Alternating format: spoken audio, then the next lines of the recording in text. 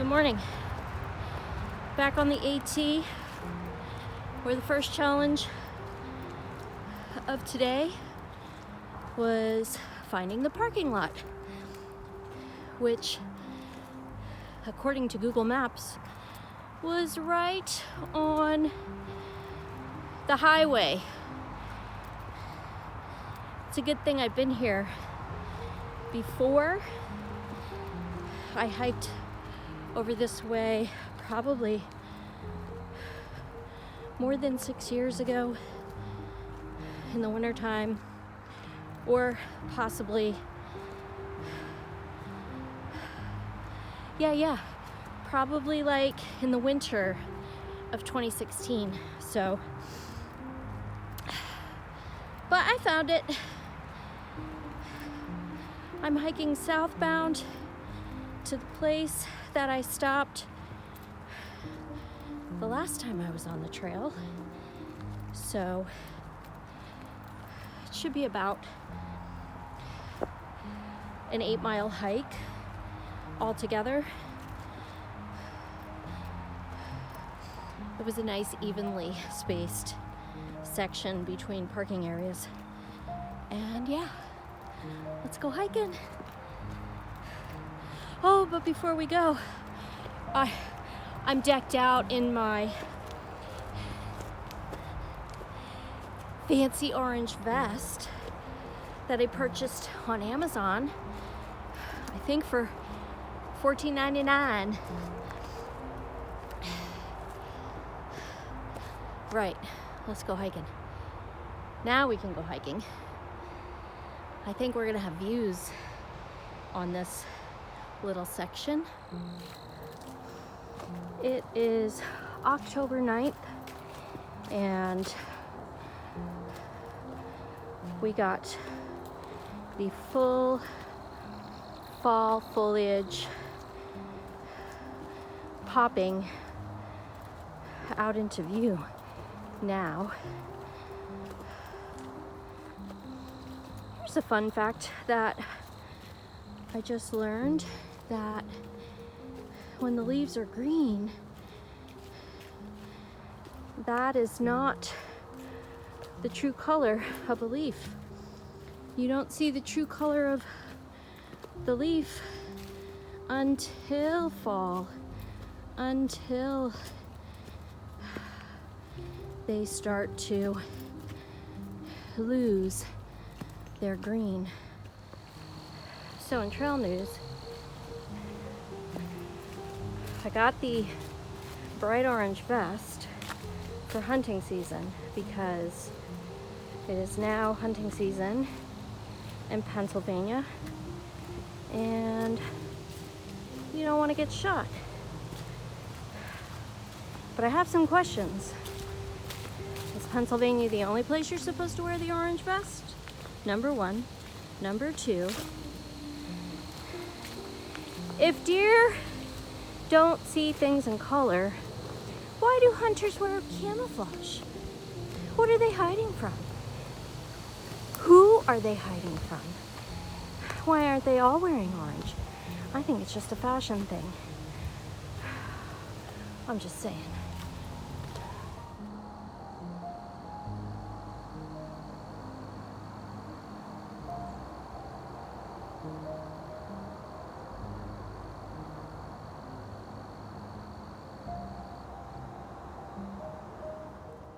That was view one. Well, that's a pretty big roadblock.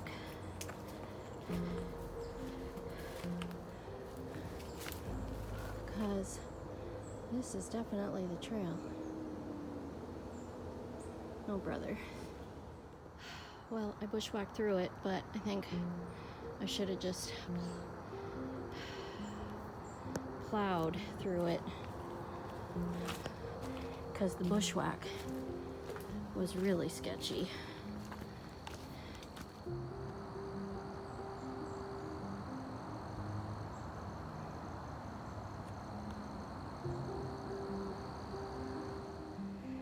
That was Hans Lookout. I don't know who Han is, but that view looks north or south toward the Lehigh Valley. I don't know what direction I'm facing. Pennsylvania's wonky. So the climb out of Wind Gap is not too bad.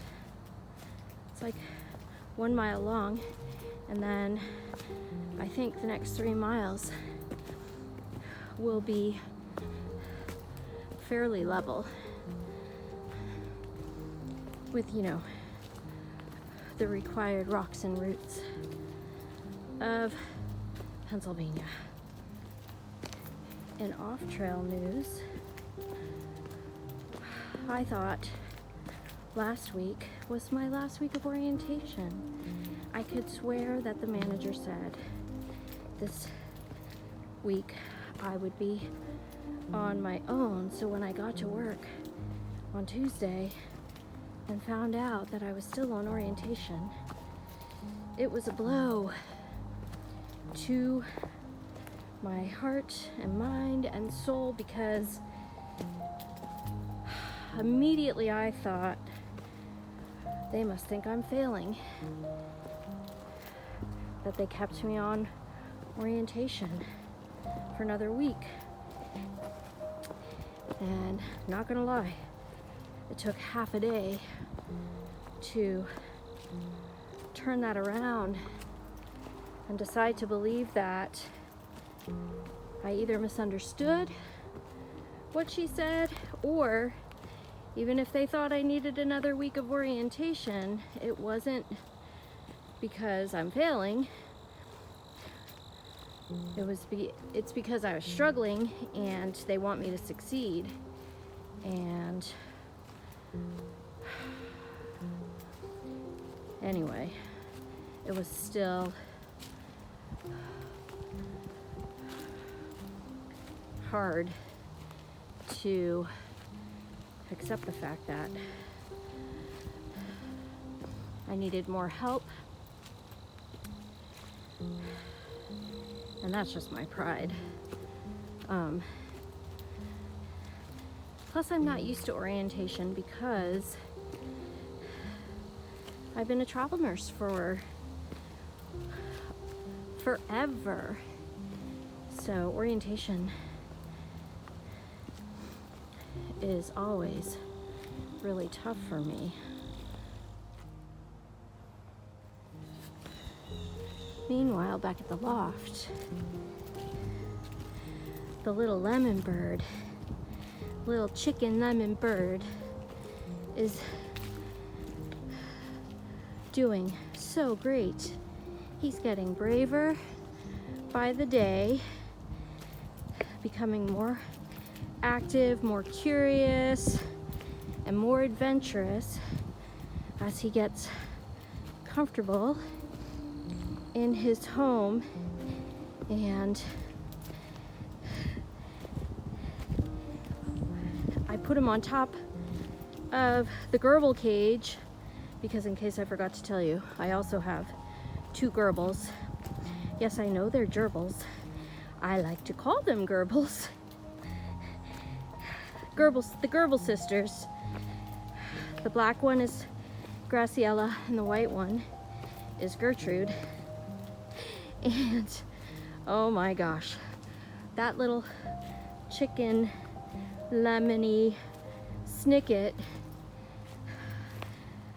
got his eyes on them and then just went crazy. He was so happy, just running back and forth on top of their cage and up and down the sides, because I think he was interacting and playing with them. It was adorable.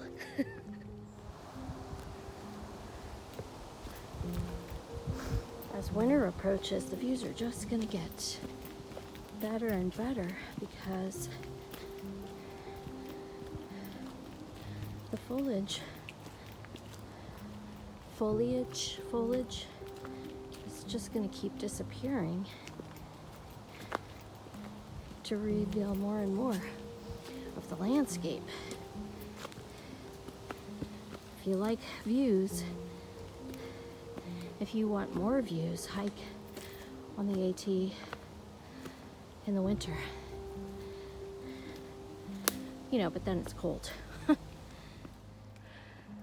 As for spiritual formation,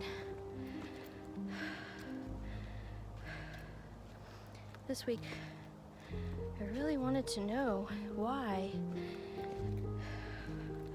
I struggle so hard to stay in one place, and I think it speaks to unresolved childhood trauma. I think I take negative things to heart so easily because I grew up in a home where the majority of what I heard was negative, that I wasn't living up to my mother's expectation of who she thought I should be, and I was never good enough and never deserved praise, never deserved encouragement, all those things, and that just has carried over into my adult life to the point where I left, and the leaving was so great because in the leaving there was no more criticism and there was no more hearing about how I was letting people down,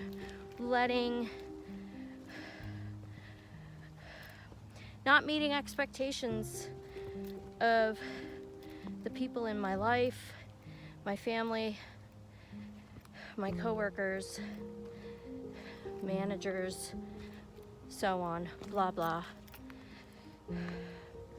I built such a high wall to fend off assault that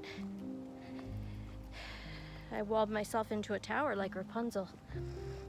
Except Rapunzel is cuter, in my opinion.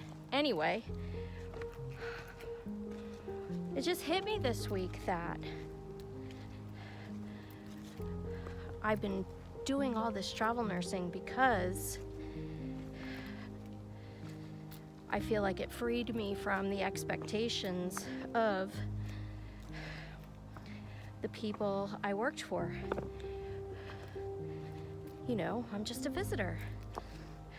I'm gonna do the best that I can for you, and you're not gonna get to criticize me on paper and evaluate me and so on and so forth. And one of the other broken boundaries that I'm trying to repair is just being able to use my words and tell people what I actually need. I don't tell people what I need because I'm so afraid there's gonna be backlash. I'm so afraid I'm gonna get put down or called names, or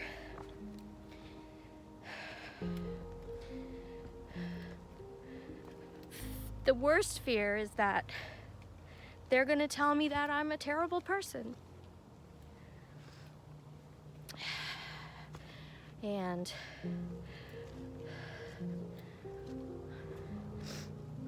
praise the Lord, I think that is a breakthrough, because when I thought about it this week, finally I was able to communicate to the people I was shadowing, like, you really have to Stop telling me how to do my job. And let me do my job, because I can't do my job your way. I need to do it the best way that I know how. And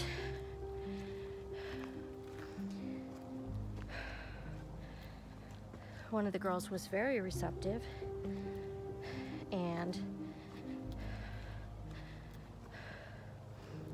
I was able to communicate how much anxiety they were giving me, how much anxiety. They weren't doing it.